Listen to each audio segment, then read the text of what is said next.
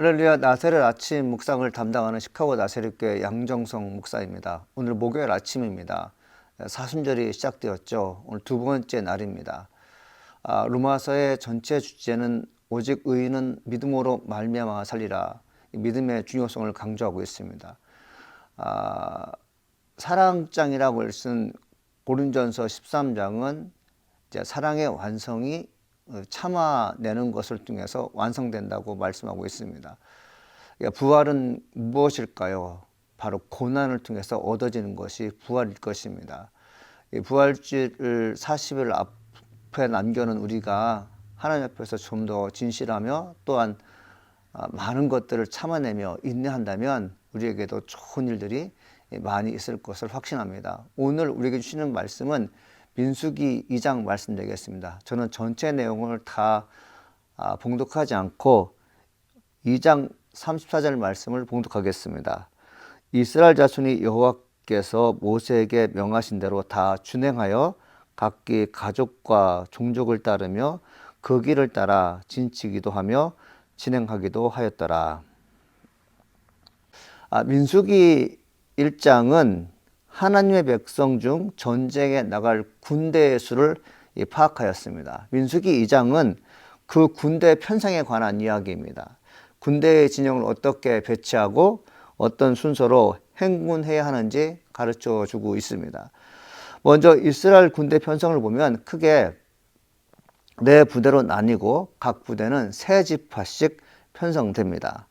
네 부대는 성막 중심으로 사방에 진영을 칩니다. 행군 수에 따라 동남 서북 순서로 배치되게 됩니다. 선두 부대인 동쪽 부대는 유다 지파를 중심으로 이사갈, 스불론 지파가 속됩니다. 제2대인 남쪽 부대는 루벤을 중심으로 시몬, 갓 지파가 수속됩니다. 3대 서쪽 지파는 에브라임 중심으로 므낫셋 그리고 베냐민 지파가 수속됩니다. 4대 북쪽 지파는 단을 중심으로 아셀과 납달리 지파가 소속됩니다. 진영 편성과 행군 수에 중요한 것은 언제나 성막이 중심에 있다는 사실입니다. 이스라엘의 이동과 정착을 결정하는 것은 성막에 임재하신 하나님이십니다. 하나님의 임재를 상징하는 구름 기둥이 움직이면 따라 움직이고 멈추면 따라 멈추었습니다. 그러므로 이 진영에서 성막이 중심에 있다는 것은 이스라엘 백성이 광야 하나님의 다스리심과 인도하심을 따라 가나안 땅으로 가기 위한 것임을 기억해야 합니다. 민수기 2장 34절은 다음과 같이 말씀하고 있습니다. 이스라엘 자손이 여호와께서 모세에게 명하신 대로 다 준행하여 각기 가족과 종족을 따르며 그 길을 따라 진치기도 하며 진행하기도 하였더라. 이스라엘 하나님을 중심으로 질서 정연하게 일사불란하게 움직이는 것을 볼 수 있습니다. 하나님께서 하나님 백성을 질서 있게 다스리고 인도하고 계심을 보게 됩니다. 우리 하나님은 질서의 하나님인 것이죠.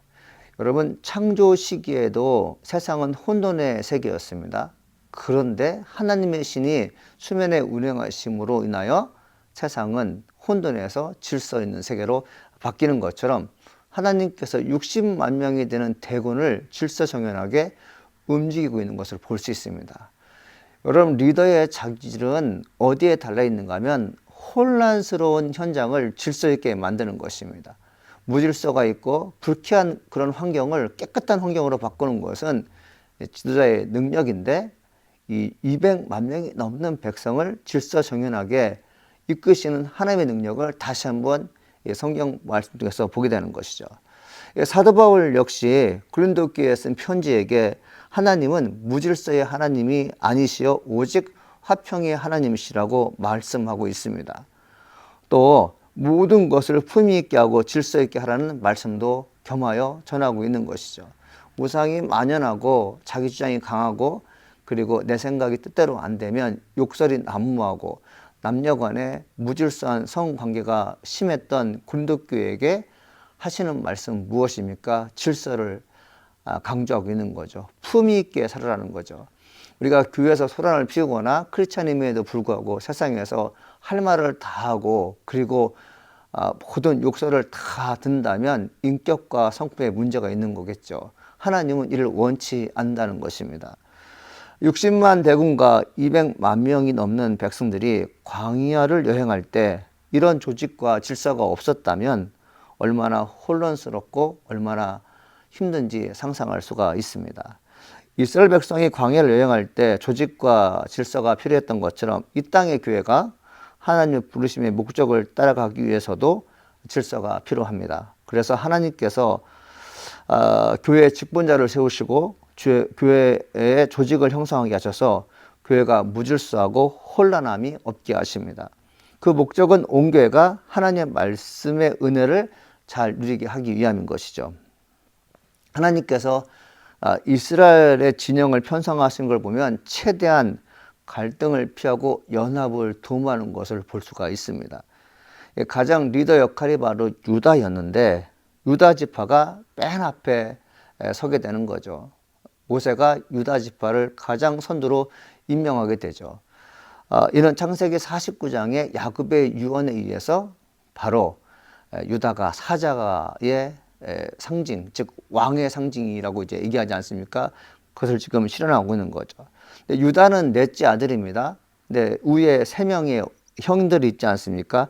아무래도 형들이 자기 진영에서 자기 수하에 종에 있게 되면 불만이 있겠죠. 갈등이 있겠죠. 이걸 봉합하기 위해서 하나님은 4개의 군대를 세 지파로 모으겠는데 기가 막힌 그룹을 형성하게 하는데 어떻게 되어 있습니까? 유다 부대에는 같은 어머니를 둔 레아의 소생들 중 유다의 동생들, 즉 이사겔과 스불론이 이제 편성되게 되고 남쪽 부대는 레아의 수생 중 장제인 루벤의 차제인 시몬과 그리고 레아의 시녀인 실바의 아들 갓이 소속됩니다.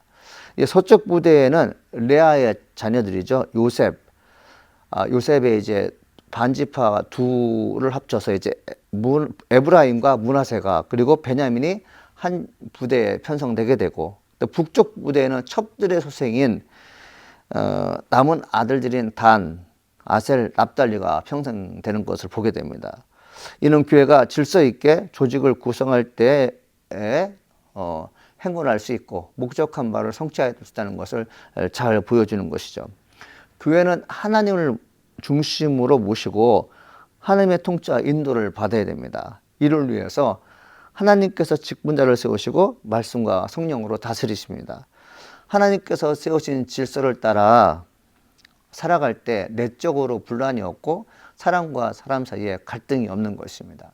하나님께서 갈등을 제압하시고 연합을 도모하는 그런 행정 체계를 잡으신 것처럼 교회가 서로의 이익과 하나님의 영광을 위해서 질서 있는 체계, 행정 체계는 참 좋은 것입니다. 여러분이 어느 곳에 속해 있든 간에 싸움과 갈등이 있으면 안 되겠죠. 그리고 그 조직에 속해 있는 내 그룹이 다른 사람과 경쟁 관계에 있으면 더 안 되겠죠. 하나님께서 이스라엘 백성들을 무사히 가나안 땅에 정착시키기 위한 광야 행진할 때 하나님께서 질서 있게 군을 재정비하셨던 것처럼 교회도 역시 질서 있는 조직이 절대적으로 필요한 것임을 교훈하고 있습니다. 사랑하는 성도 여러분, 우리 믿음의 사람으로서 무엇이라든지 품위가 있고 그리고 질서가 있는 존귀한 백성 되기를 간절히 축원합니다. 기도하시겠습니다.